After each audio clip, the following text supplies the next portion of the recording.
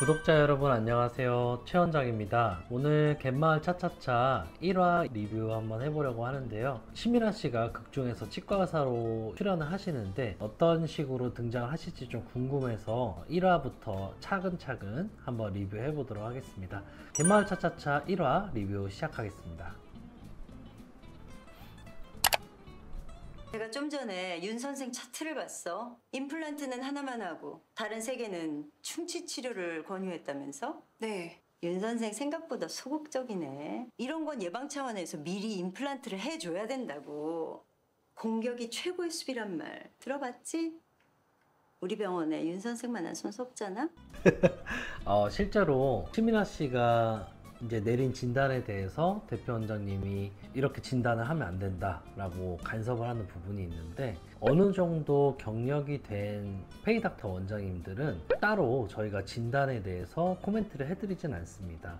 다만 치과가 치료하고자 하는 방향이 어느 정도 의사들끼리는 일치를 해야 된다고 생각을 해요. 한 치과에 갔는데 A라는 원장님이 내리신 진단과 B라는 원장님이 내리신 진단이 그 사이에 갭이 커버리면 환자분들이 혼란스러울 수 있거든요. 실제로 페이닥터 원장님과 함께 일을 하기 전에 진단의 기준들에 대해서 한번 상의를 하고 진료를 시작하는 편입니다. 대부분의 경력이 있는 전문의 원장님들과 함께 일을 할 때는 진단에 대해서는 크게 서로 얘기할 게 없어요. 이미 어느 정도 약속이 돼 있는 부분이기 때문에 서로의 진단이 다르다고 해도 협의하는 과정이 있지, 이렇게 독단적으로 페이닥터 원장님께 진단에 대해서 꾸짖거나 아니면 이것이 틀렸다, 이렇게 해야 된다라고 강요를 하는 일은 거의 못 본 것 같아요. 그래서도 안 될 것 같고요. 턱관절 환자한테 양악 권유하고 비보험 재료 권해서 치료 수가 올리고 살릴 수 있는 치아 뽑아서 임플란트 시키고 환자 눈탱이 치는 게 원장님 특기시잖아요. 뭐? 눈탱이? 원장님 같은 의사들 때문에 치과가 과잉 진료 소리를 듣는 거예요. 야, 너 말 다 했어?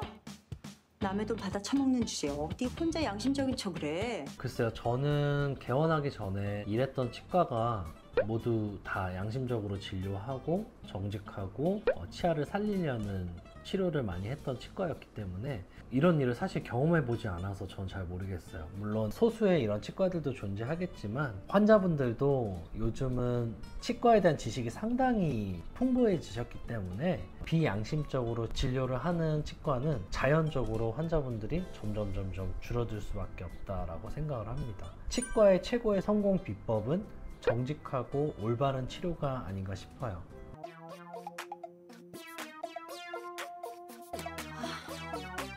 니네 원장이 계속 너에 대한 소문 퍼뜨리고 다니나 봐.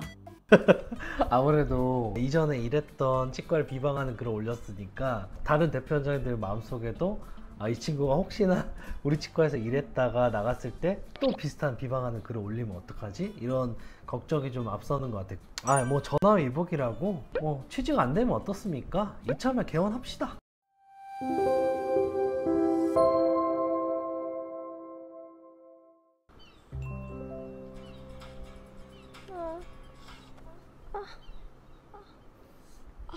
이렇게 밖에서 자면 담 걸리는데, 정말 치과 진료하기 가장 힘든 날이 아침에 목에 담이 온 날입니다.